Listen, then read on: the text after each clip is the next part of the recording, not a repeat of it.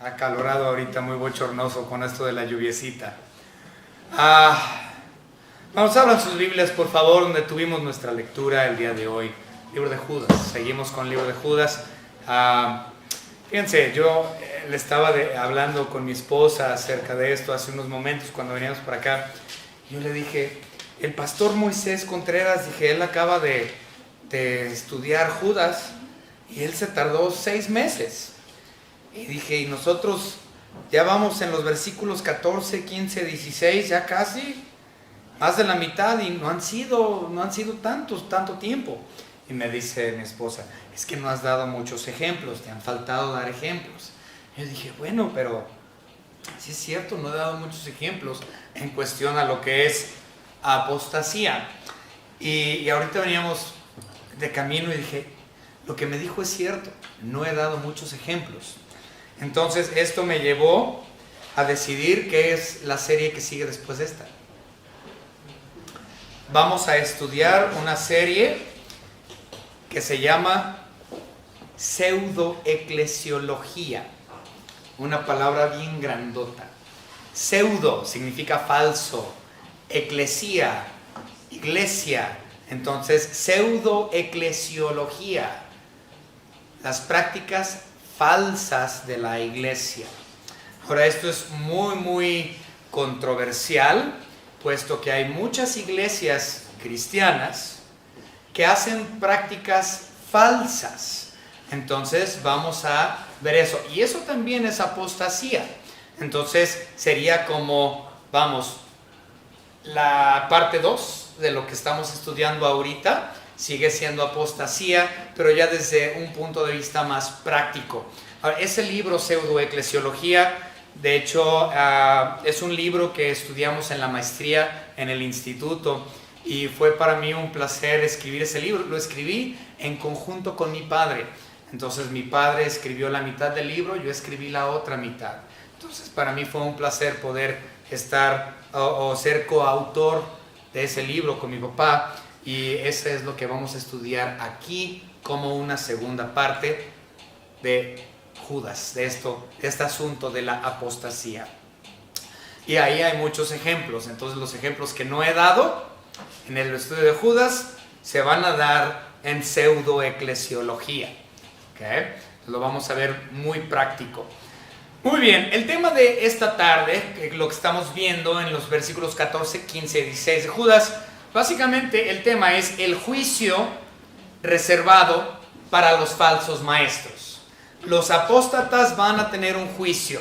Los apóstatas van a tener un día donde se van a tener que parar delante de un Dios, del único Dios todopoderoso y verdadero, y Él como juez justo va a ponerles bajo juicio por haber engañado a tantas personas con blasfemia, con mentira, con herejía. Entonces, ese es el tema de lo que vamos a estudiar, el juicio reservado para los falsos maestros. El día de hoy vamos a seguir estudiando acerca de los apóstatas, quienes han aceptado la doctrina de Caín, de Balaam y de Coré. Entonces sigue siendo eso. Recuerden que eso lo vimos en el versículo 11 de nuestro estudio de aquí de Judas. Entonces cuando llegamos ahí habíamos ya explicado cuál es la doctrina de Caín, cuál es la doctrina de Coré, cuál es la doctrina de ¿cómo se llama este otro? De Balaam, de Balaam. Entonces ya estudiamos la doctrina de ellos y en realidad es una falta de aceptación o rebeldía en contra de la autoridad de Dios. Entonces hay muchas personas que han hecho esto y se creen líderes de las iglesias. Entonces la semana pasada estudiamos acerca de las características de estos. Eso lo vimos los versículos 12 y 13 de Judas. Entonces aquí vimos varias características que fueron muy interesantes. La verdad es que a mí me gustó mucho ese estudio la semana pasada. Pero hoy estamos estudiando acerca del juicio de Dios en contra de ellos. Judas hace una referencia de un libro apócrifo. Y vamos a tocar ese punto, es muy interesante. Vamos a ver ese libro apócrifo. Ahora no voy a hacer la citación del libro porque yo no cito libros apócrifos. Hablo de los libros apócrifos, sí, pero no los cito realmente de aquí del púlpito. Entonces no lo voy a hacer hoy. Pero ahorita les voy a decir de qué trata todo esto. Pero es muy interesante esta cita o esta referencia que Judas, el medio hermano de Jesucristo, utiliza para hablar acerca del juicio venidero de los falsos maestros. Entonces espero que sea de bendición para ustedes. Vamos a orar. Señor Padre, le damos gracias por su palabra, le damos gracias porque usted es grande, bueno, maravilloso, magnánimo. Señor, usted es nuestro todo, el que sustenta nuestras vidas con el poder de su palabra. Gracias, Señor, le damos por eso. Señor, gracias porque podemos estudiar su bendita palabra y tenemos aquí estas características de quiénes son los falsos maestros, para que estemos en guardia en contra de ellos cuando ellos se manifiesten dentro de nuestras iglesias, porque sabemos que están metidos en nuestras iglesias de forma escondida y súbitamente van a causar problemas dentro de la congregación. Te pido, Señor, que nosotros podamos tener el discernimiento como iglesia local para poder verlos, identificarlos y, Señor, orar por ellos para que sean salvos. Y si ellos no vienen al arrepentimiento y al conocimiento de su gracia, entonces, Señor, tenerlos como inconversos y sacarlos de la iglesia. Gracias le damos, Señor, por todo lo que nos ha dado, en el nombre precioso de su Hijo unigénito, nuestro Señor y Salvador Jesucristo. Amén. Muy bien, vamos a leer el versículo 14 de aquí de Judas. Dice la palabra de Dios: de estos también profetizó Enoc.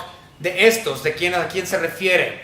Bueno, de estos se refiere a los seguidores de Balaam, de Caín y de Coré. Gracias. Entonces, que utilizan ellos esas doctrinas. Entonces, estos son a los que refiere, a estos, de estos, los seguidores de estas personas. Dice, de estos, de los falsos maestros, vamos, profetizó Enoc, séptimo desde Adán, diciendo, he aquí, vino el Señor con sus santas decenas de millares. Okay. Vamos a desglosar este versículo. Enoc. Una profecía de Enoc. De hecho, esta profecía es, o lo que estamos viendo aquí, ves, básicamente, donde dice el versículo 14, diciendo, dos puntos, a partir de ahí, donde dice, he aquí vino el Señor, hasta el final del versículo 16, es una cita casi exacta, casi al pie de la letra, con el libro apócrifo de Enoc, capítulo 1, versículo 9. Entonces, si usted lo desea ver, no lo vamos a citar, pero si usted desea verlo, el libro apócrifo, y leerlo, es idéntico casi a lo que estamos viendo. Viene en Enoc, capítulo 1, versículo 9. Lo puede usted leer en Google, o si tiene el libro apócrifo, no sé por qué lo tendría, pero si lo tiene, él lo puede leer. Ok, muy bien. Entonces, esto es una casi citación exacta de Enoc 1:9. Okay. Dice aquí que él es el séptimo de Adán. Obviamente, séptimo si contamos a Adán como primero.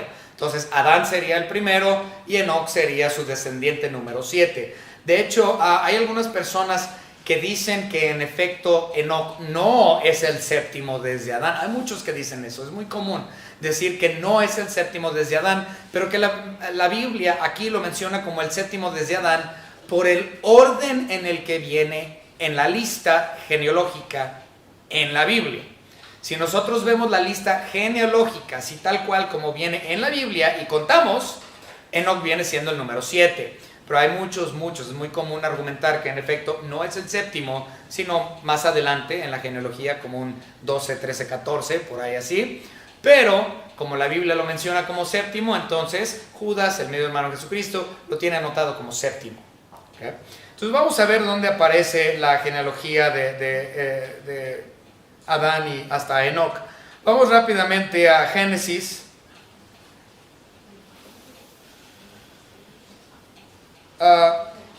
Génesis capítulo 5. Y vamos a leer esta lista genealógica. Génesis 5, del versículo 19 al 24. Génesis 5, 19 al 24. Dice, bueno, en el 18, desde el 18, vivió Jared 162 años y engendró a Enoc. ¿Ah? Y vivió Jared, después engendró a Enoc 800 años y engendró hijos e hijas, y fueron todos los días de Jared 900. Bueno, de hecho viene desde antes. ¿Dónde viene?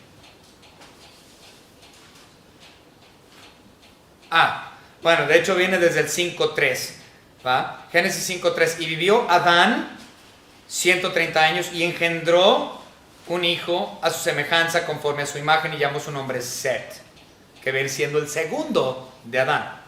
Y fueron los días de Adán después que engendró a Set, 800 años, y engendró hijos e hijas. Fueron todos los días que vivió Adán, 930 años, y murió. Vivió Set, que es el segundo, 105 años, y engendró a Enos. Enos es el tercero. Y así sucesivamente hasta llegar a Enoc en el versículo, ya lo vimos, en el versículo 19, que viene siendo el séptimo. ¿Okay? Ahora, si quieren ver otra genealogía, lo pueden ver también en Primera Crónicas.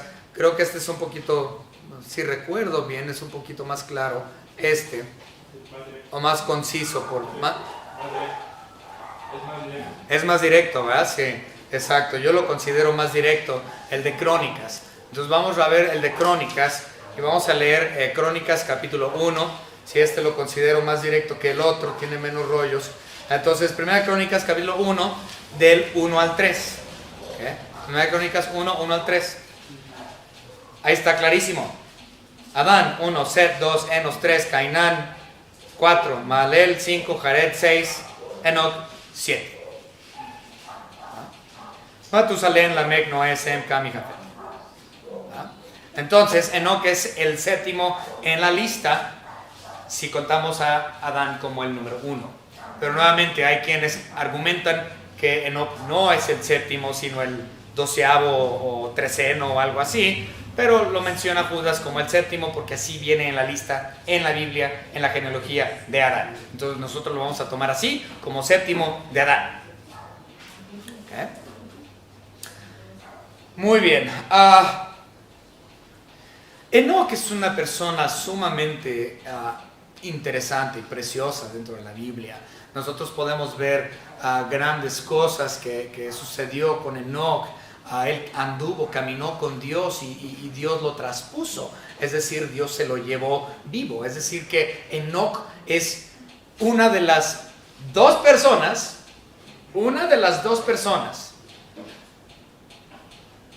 que nunca han visto muerte. El otro es Elías. ¿Okay? Entonces, Elías está en gloria, está en el cielo hoy y nunca, no tuvo que morir para ir al cielo. Dios se lo llevó en un carro de fuego. También lo podemos ver aquí con Enoc. Enoc también fue traspuesto. Es el único otro ser después de Elías que está en gloria en los cielos y jamás murió. Entonces, muy interesante. Enoc, algunas personas, yo soy una de ellas, que cree que Enoc junto con Elías van a ser los dos testigos del Apocalipsis. Pero esta es otra cosa. Pero Enoc es muy interesante. Tanto así que la fe de Enoc se registra también en el Nuevo Testamento. Vamos a verlo, el muy famoso capítulo de la fe, el capítulo de los héroes de la fe. Hebreos capítulo 11. Hebreos capítulo 11. Y vamos a leer los versículos 5 y 6. Aquí tenemos a Enoc como ejemplo de la fe junto con otra gran cantidad de personajes bíblicos que aparecen ahí en el capítulo 11. Pero vamos a leer nada más a Enoc. Hebreos 11, 5 y 6. Por la fe, Enoc fue traspuesto para no ver muerte, y no fue hallado porque lo traspuso Dios. Y antes que fuese traspuesto, tuvo testimonio de haber agradado a Dios. Anduvo con Dios, fue traspuesto, solamente una de dos personas en toda la historia de la humanidad que está en los cielos el día de hoy sin haber fallecido. ¿Okay? Muy interesante la vida de este individuo. Ok, entonces, el asunto es que Enoc, séptimo desde Adán, hombre de fe, menciona en su libro, que viene siendo, pero es una cosa muy interesante, el libro de Enoc como tal, no fue realmente escrito por Enoc. Entiendan eso es muy importante. Las personas, muchos dicen, es que el libro de Enoc fue escrito por Enoc. Eso es imposible. El libro de Enoc es intertestamentario. Es decir, que el libro de Enoc salió en el lapso del tiempo del silencio entre Malaquías y Mateo. Recuerden que entre Malaquías y Mateo hubo 400 años que no hubo inspiración de Dios de ningún libro. Por lo tanto, se llaman los 400 años de silencio o el tiempo intertestamentario. Aquí fue donde el libro de Enoc surge. El problema es que sabemos que Enoc no lo escribió porque Enoc fue mucho antes del tiempo intertestamentario. Él ya había estado en gloria por siglos para cuando ese tiempo intertestamentario llegó a ser. Por lo tanto, ni siquiera Enoc fue el autor del libro. Pero eso es algo muy interesante también. Ok. La profecía de Enoc, en cuestión a lo que estamos viendo aquí, de que los falsos maestros van a tener su juicio reservado para ellos, esta profecía aún no se ha llevado a cabo. Sí, obviamente los falsos maestros existen hoy y ciertamente sufren aquí en vida como cualquier otro ser humano, pero la verdad es que eso no es el castigo reservado para ellos. El castigo reservado para ellos es algo todavía que está por venir. Ahora, ¿cuándo podemos acomodarlo en la línea del tiempo? ¿Cuándo va a ser este juicio? Hay dos posturas. La verdad, hermanos, es que nadie puede decir en la línea del tiempo dónde exactamente cae este juicio. Recuerden, los juicios divinos o los juicios de Dios están separados en dos secciones. Me refiero a los juicios por venir, los juicios futuros. Los juicios de Dios están divididos en dos secciones.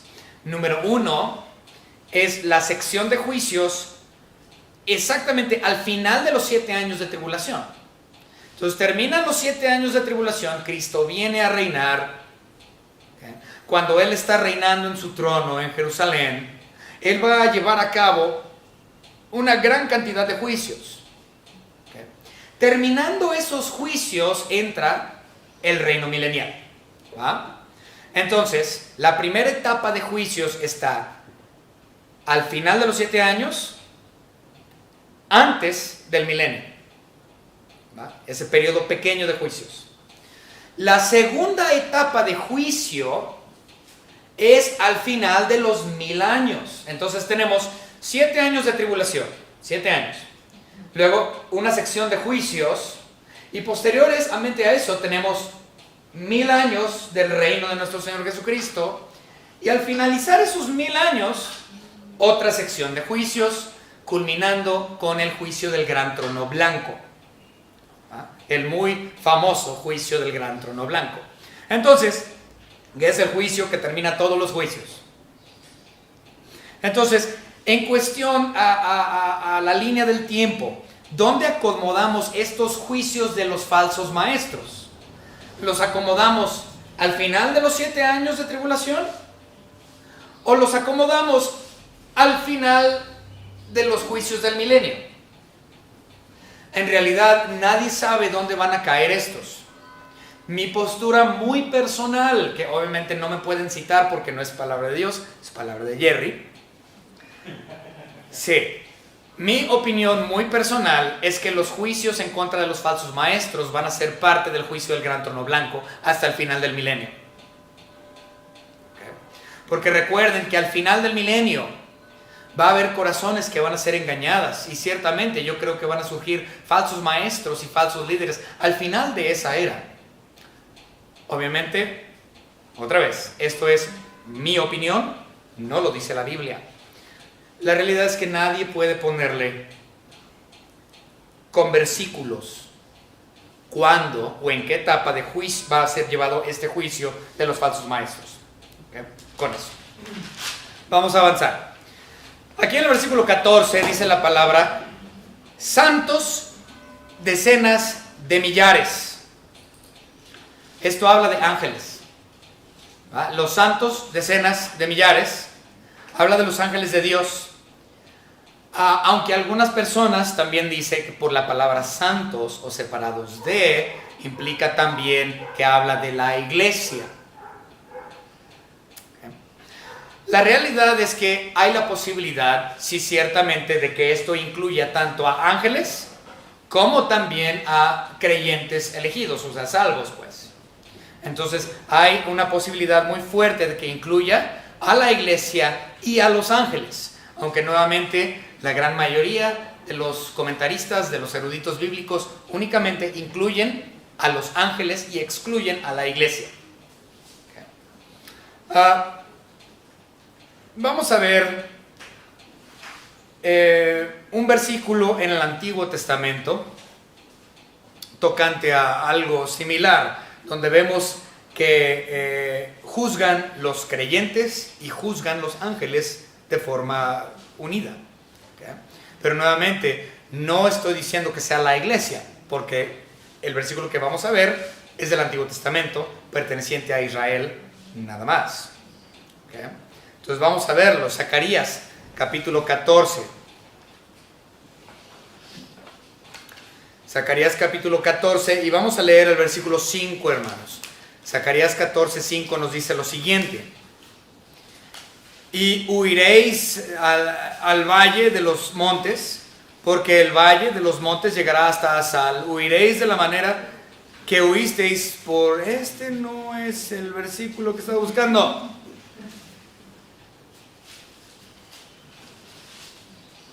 No. Hermanos, se las debo. Bueno, dice aquí que Dios vendrá con todos sus santos, pero no es el versículo que estaba buscando. Algo hice. Bueno, vamos a continuar. El libro de Enoc es un libro, como ya lo mencioné, intertestamentario, y pues es imposible que Enoc lo haya escrito, pero es interesante. Ahora, el hecho de que Judas, el medio hermano de nuestro Señor Jesucristo, pongan atención a esto, es interesante. El hecho de que Judas, el medio hermano de nuestro Señor Jesucristo, haya citado un libro apócrifo, no significa que Judas esté aprobando o por su uso no está diciendo que es inspirado. Otra vez. El hecho de que Judas cite un libro apócrifo no está diciendo que Judas lo está aceptando o justificando como inspirado. Esto es falso. Judas, la realidad por la cual él utilizaba o utilizó esta referencia fue porque era un libro familiar a sus lectores. Todo el mundo, todos los judíos en aquellos años conocían muy bien el libro apócrifo de Enoc. Por lo tanto, era un libro conocido, era un libro familiar, y ellos podían comprender esto. Entonces, Enoc decía, y claramente ya lo leímos, que hay un juicio para ellos. Entonces, esta es una realidad. Por lo tanto, Judas emplea la referencia de este libro, pero no significa que lo esté justificando diciendo que es divino. De hecho, el libro de Enoc es correcto, por eso Judas lo cita. Lo está citando como algo verdadero. Y esto se justifica con muchos versículos de la Biblia, un montón. Hay un gran número de libros en la Biblia, en el Antiguo Testamento y también en el Nuevo, que hablan acerca del juicio de Dios sobre los falsos maestros. Es decir, que Judas pudo haber citado el libro de Daniel y haber tenido el mismo resultado. Él pudo haber citado el libro de Zacarías y hubiera tenido el mismo resultado. Pero él deseó, o su deseo fue, mostrar un versículo de un libro familiar y común para ellos, que era el libro de Enoc. Pero vamos a verlo. Daniel, capítulo... Vamos rápido a Daniel. Es el único que vamos a ver en relación con esto. No vamos a ver otro. Entonces vamos a Daniel, capítulo 7. Y vamos a leer los versículos 9 y 10. 7, 9 y 10. Estuve mirando hasta que fueron puestos tronos, y se sentó un anciano de días, cuyo vestido era blanco como la nieve, y el pelo de su cabeza como lana limpia. Su trono llama de fuego, y las ruedas del mismo fuego ardiente. Un río de fuego procedía y salía delante de él. Millares de millares le servían, y millones de millones asistían delante de él. El juez se sentó, y los libros fueron abiertos. Daniel, gracias hermano. Sí, estas chicharroneras están fuertes el día de hoy. Daniel, el libro de Daniel nos dice claramente que aquel que se sienta en el trono, es decir, nuestro Señor Jesucristo, estará con él rodeado de millares. Y dice, y él va a juzgar. Por lo tanto, aunque Enoc es un libro apócrifo, Daniel lo corrobora. Zacarías lo corrobora. Y muchos otros versículos corroboran lo que Enoc dijo. Dios va a venir a reinar y a juzgar.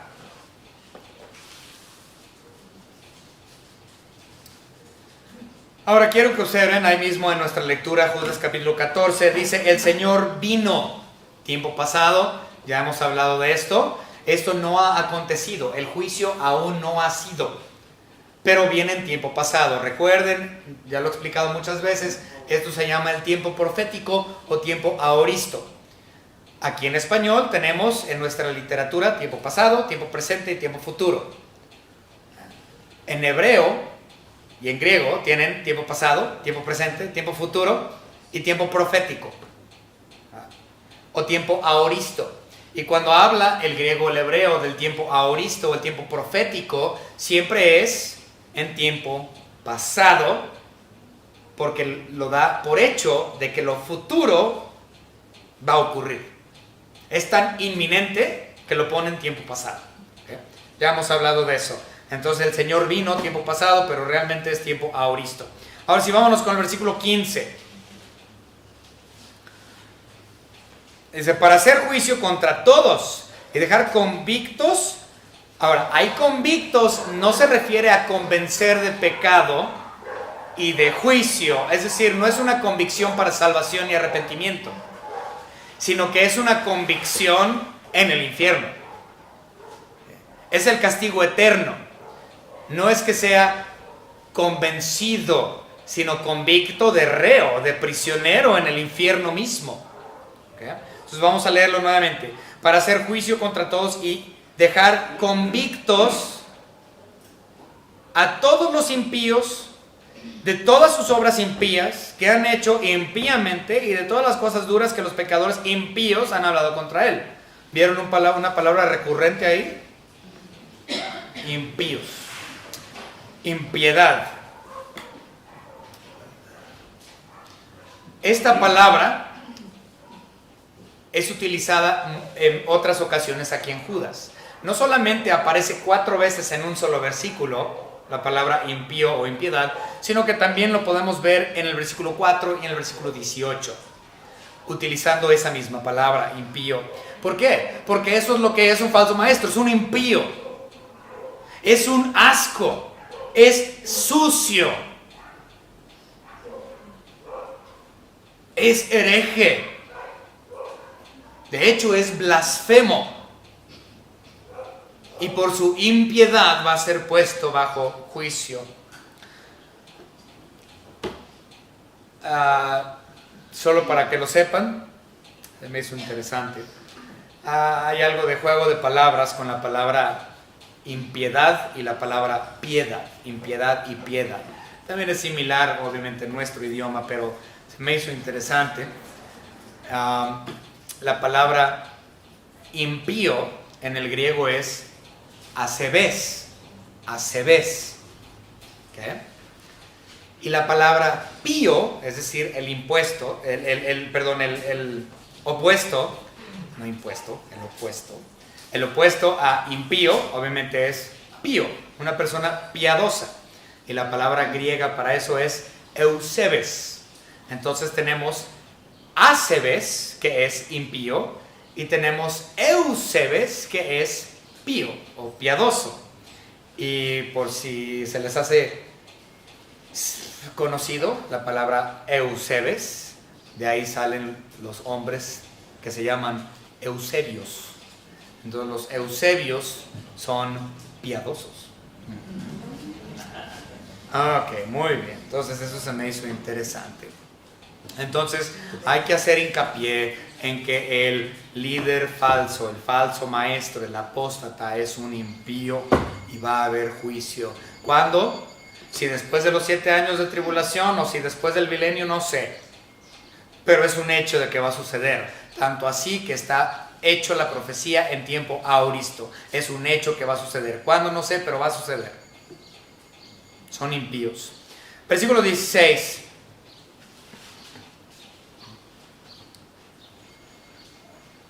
Estos son murmuradores, querellosos, que andan según sus propios deseos, cuya boca habla cosas infladas, adulando a las personas para sacar provecho. Ok, murmuradores y querellosos. En otras versiones dice murmuradores y quejumbrosos, pero se entiende. Entonces, ya sean quejumbrosos o querellosos, son murmuradores. Esto es una referencia a algo que el mismo Judas ya habló. Judas habló acerca de este tema previamente. Él estaba hablando de esto en el versículo 5. Vamos a leer el versículo 5 de Judas. Judas 1:5. Mas quiero recordaros ya que una vez lo habéis sabido, que el Señor, habiendo salvado al pueblo, sacándolo de Egipto, después destruyó a los que no creyeron. Pues, ¿qué tiene que ver este versículo de los murmuradores y querellosos, o murmuradores y quejumbrosos, con el versículo 5 de los israelitas que salieron de Egipto? Pues porque los israelitas que salieron de Egipto, eso hicieron, murmuraron y fueron quejumbrosos. Recuerden cuando ellos estaban en el desierto. Ya, Señor, ya nos cansamos de este maná. Ya no queremos esto. Queremos carne. Y Dios les dio carne. Pero en esa ocasión fue algo les dio tanta carne que les dio asco. Y llegó al punto de decir, ya, Señor, ya no queremos más carne. O sea, la cosa es quejarse, ¿verdad? Entonces los israelitas se quejaron, fueron murmuradores, hablaron en contra de Dios y Dios los tuvo como apóstatas. ¿Y qué pasó? Pues ellos no entraron al reposo del Señor. Ellos murieron antes de... Toda esa generación de israelitas murieron en el desierto y no entraron a la tierra prometida. Pues todos aquellos que son falsos maestros son murmuradores, quejumbrosos, querellosos, y van a morir y no van a entrar a la tierra prometida. Vamos a ver el original. Éxodo. Ese es el original. Lo que sucede, de lo que estamos hablando. Éxodo capítulo 16. Vamos rápidamente a Éxodo capítulo 16 para ver el recuento original de estos eventos. Éxodo capítulo 16, vamos a leer los versículos 7 al 12 rápidamente. Éxodo 16, 7 al 12, dice la palabra: y a la mañana veréis la gloria de Jehová, porque él ha oído vuestras murmuraciones contra Jehová.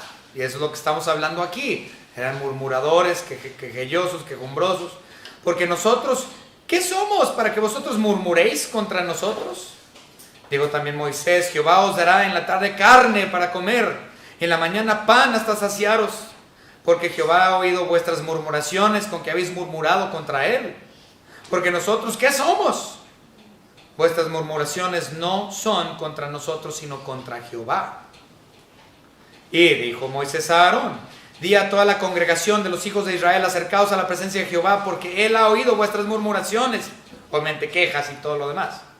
Y hablando Aarón a toda la congregación de los hijos de Israel, miraron hacia el desierto, y aquí la gloria de Jehová apareció en la nube, y Jehová habló a Moisés diciendo, yo he oído las murmuraciones de los hijos de Israel.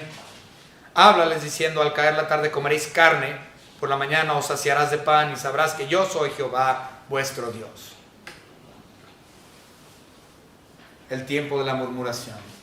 Los apóstoles, los apóstatas. Los apóstatas, hoy nomás. Los apóstatas murmuran. Los apóstatas se quejan. Para los apóstatas no hay suficiente. Nunca hay llenadera. Siempre tienen ambición de más. El falso líder religioso es ambicioso, quiere todo para su bolsa. No hay nada suficiente. Murmura y se queja porque quiere más. Apóstata, mentiroso, sacando provecho para él mismo. Él va a ver su juicio de Dios.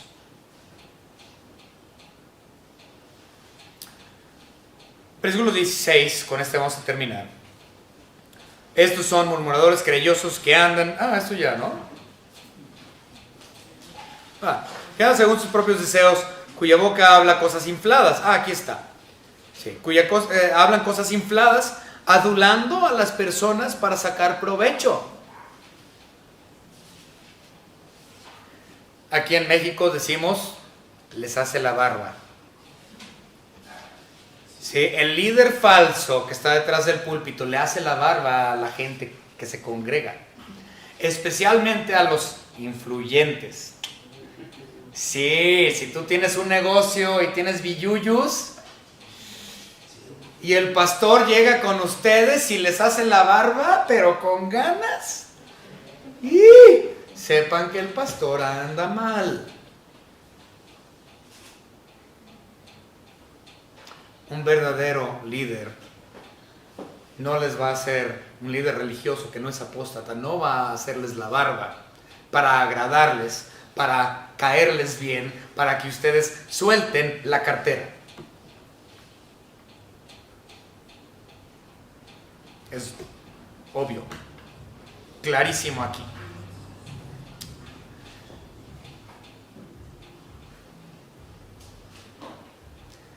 Los falsos maestros se resisten también a la voluntad de Dios. Dice aquí en el versículo que ellos adulan a las personas para sacar provecho. Ya hablamos de eso, les hacen la barba. Pero fíjate lo que dice, andan según sus propios deseos. En otras palabras, no les interesa el deseo de Dios o la voluntad de Dios.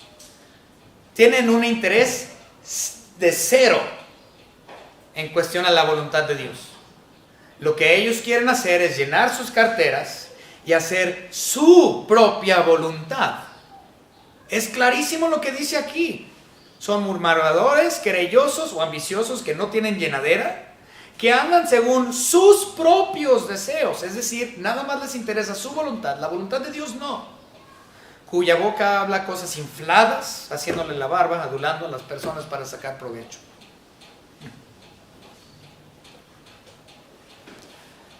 Prefieren su propio libertinaje en vez de sujetarse o someterse a la voluntad y libertad en Cristo. Y ciertamente nuestra libertad en Cristo sí tiene restricciones. Y dices, ¿cómo puedo tener libertad si tengo restricciones? En Cristo hay libertad total, pero hay restricciones también.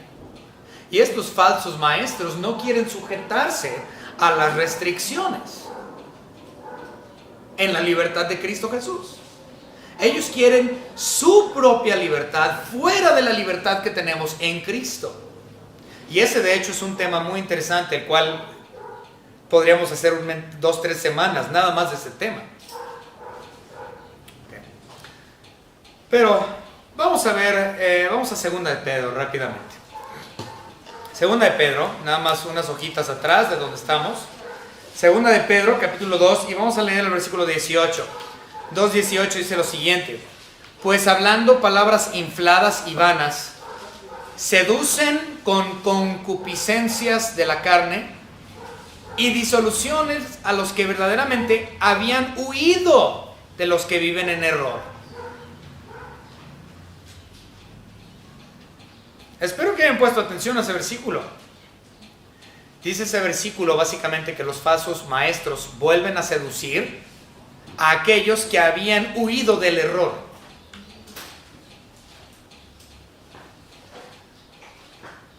Hermanos, si alguna vez yo los induzco al libertinaje y los saco de la verdad para llevarlos a hacer algo de lo cual ustedes están huyendo, hermano, entonces me puede usted considerar abiertamente un apóstata. Pero si eso no es lo que estoy haciendo, sino que lo que estoy haciendo es instruyéndole con la palabra de Dios para que usted discierna y abra los ojos, entonces es palabra de Dios y no la mía.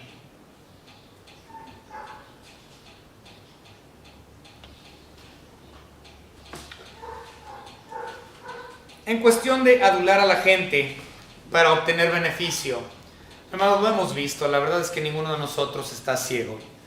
Conocemos iglesias donde esto ha ocurrido. Conocemos congregaciones donde los pastores son falsos y son apóstatas y terminan haciendo todo lo posible para llenar su cartera. Ellos, este tipo de apóstatas,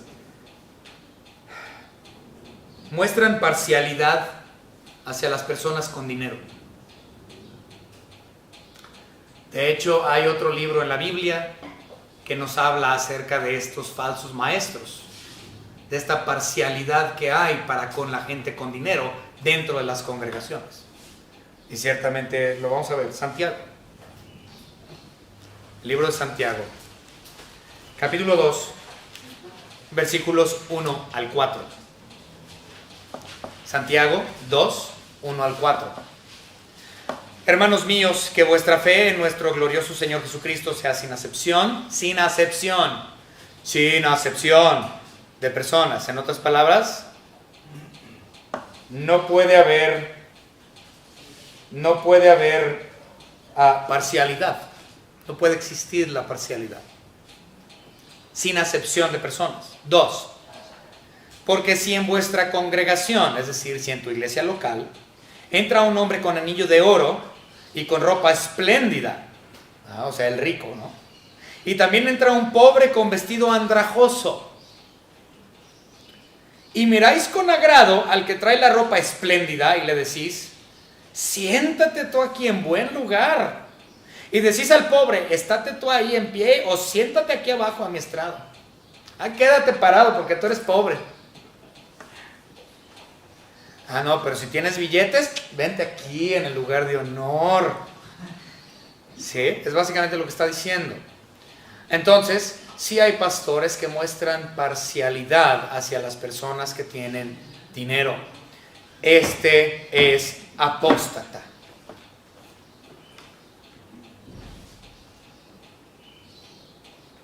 Predica para su propio provecho. Habla palabras infladas para su propio provecho.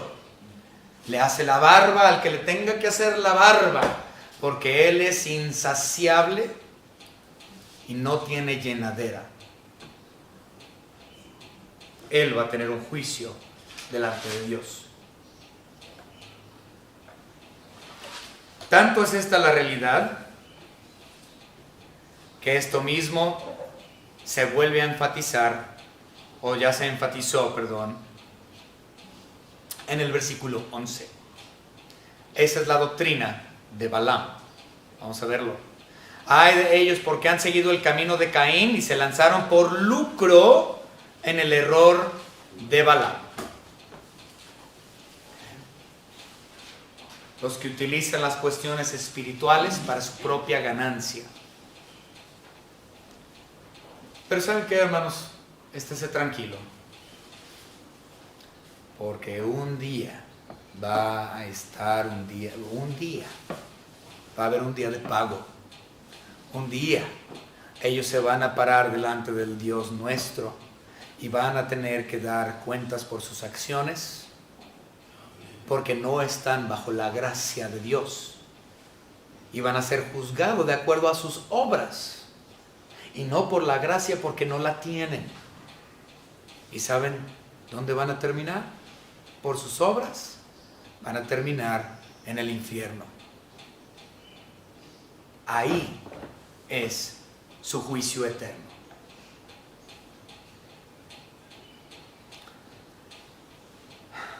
Hace poco yo conocí a un hermano, bueno, ya tiene algunos años, que dejó de ir a una buena iglesia porque él había tenido una mala experiencia en otra. La primera iglesia donde él asistió, el pastor era un apóstata. Apóstata económicamente y apóstata también por cuestión de adulterio. ¿Sí? El templo, esta iglesia, esta congregación quedó desbaratada y el falso maestro, este falso pastor, se quedó con todo. Pues mi hermano, que antes se congregaba ahí, decía: ya no voy a ir a ninguna iglesia porque todos son iguales, todas las iglesias nada más les interesa el dinero, y ya no quería ir a ninguna otra iglesia por esa cuestión. Yo le dije al hermano, de hecho se llama Víctor, el hermano, yo hablé con el hermano Víctor y yo le dije al hermano, mire hermano, en primer lugar, no todos los pastores son iguales. El que usted conoció es un apóstata. Pero va a haber muchos apóstatas a diestra y siniestra de nosotros. Esto no significa que yo no esté buscando el rostro, que yo no deba buscar el rostro de Dios y buscar una buena congregación donde realmente hay liderazgo verdadero y no apostasía falsa. Hay que buscarle. Hay que buscarle. Hace poco di una ilustración, no me acuerdo si la di aquí o en dónde la di, pero se les hizo chistoso, es lo único que me acuerdo.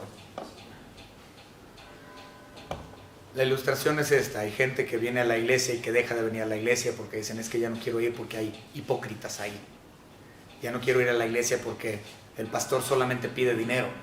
Ya no quiero ir a la iglesia por X o Y razón. Y yo les he dicho: es que eso es absurdo. Decir eso es absurdo. Ah, ya sé a quién se lo dije. Ya me acuerdo a quién se lo dije. Yo dije que es como dejar de ir al gimnasio porque hay gente gorda ahí.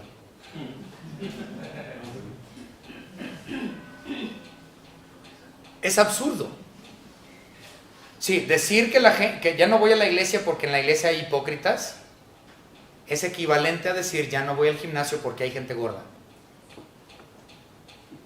La gente gorda está en el gimnasio para perder peso, para ser esbeltos. La gente pecadora que está en la iglesia, todos son pecadores y vienen a la iglesia para que Cristo los cambie. No dejen de ir a la iglesia o congregarse porque han encontrado a un falso, porque han encontrado a un apóstata. Ustedes no dejen de asistir y sigan buscando el rostro de Dios. Ellos tendrán su juicio un día. Vamos a orar. Señor Padre, gracias le damos por todo lo que nos ha dado. Gracias, Señor, porque usted es justo, usted es el juez, usted es el perfecto, Señor, y usted va a hacer juicio contra estos falsos maestros un día. Su juicio va a ser perfecto, Su juicio es eterno en el lago de fuego. Su juicio es absoluto. Le pedimos, Señor, que nos dé el discernimiento para ver, para abrir nuestros ojos, para ver quién es el apóstata y quién no. Pero, Señor, cuando encontremos al apóstata, que no nos desanimemos, sino que prosigamos a la meta, que continuemos en su estudio de su bendita palabra, para conocerle a usted mejor, Señor.